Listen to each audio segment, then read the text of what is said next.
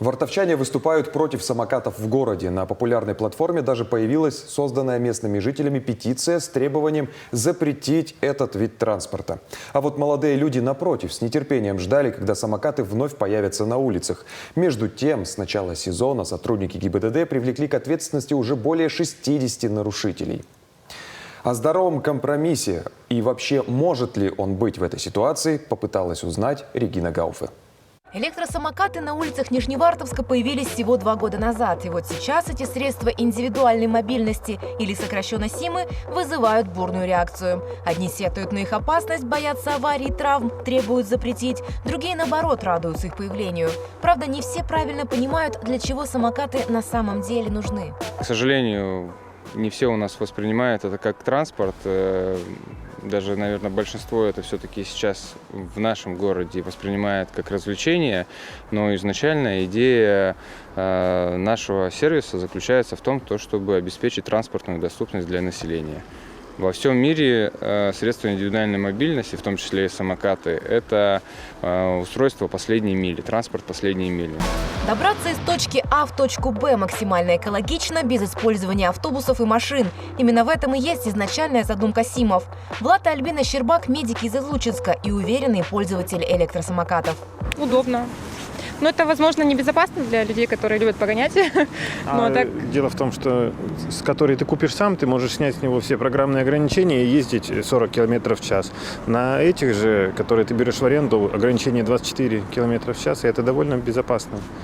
Преодолеть небольшое расстояние вполне себе можно. Главное, уверена пара, соблюдать все правила пользования, не забывать спешиваться на зебре, знать ПДД и, главное, уважать других участников движения. Вот только не все клиенты кикшеринга такие же сознательные. Летний период 2023 года показал, что у пользователей электросамокатами очень низкий уровень знаний в области безопасности дорожного движения.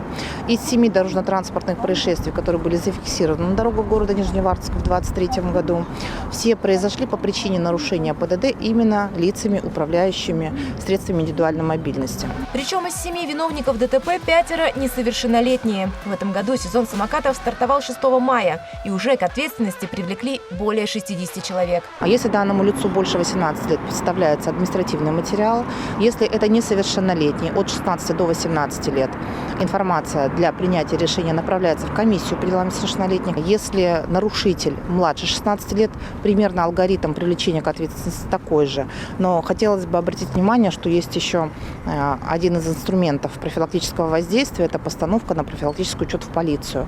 Более серьезный, несущий более серьезные последствия. Дети до 16 лет не могут пользоваться услугами кикшеринга. Однако находятся те, кто запреты обходит. Например, используют родительские карточки.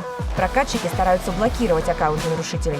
Работа по блокированию пользователей, она проходит ежедневно, если не сказать ежечасно. У нас у сервисной команды, у всех есть специальный бот, в который они отправляют эти устройства, то есть можно заснять на видео. У всех самокатов есть индивидуальные номера. Они расположены на передней стойке и сзади на крыле.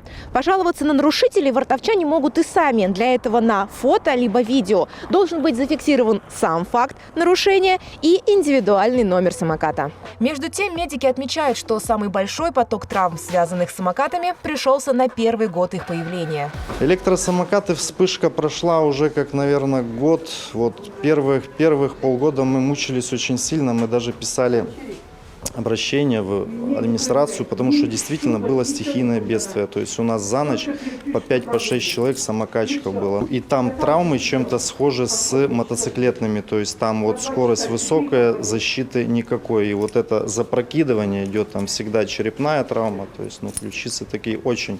Сейчас люди уже откатались, как-то вот потише стало. Уже все попробовали, кто мог, уже сломался, то есть естественный отбор пройден, то есть уже все.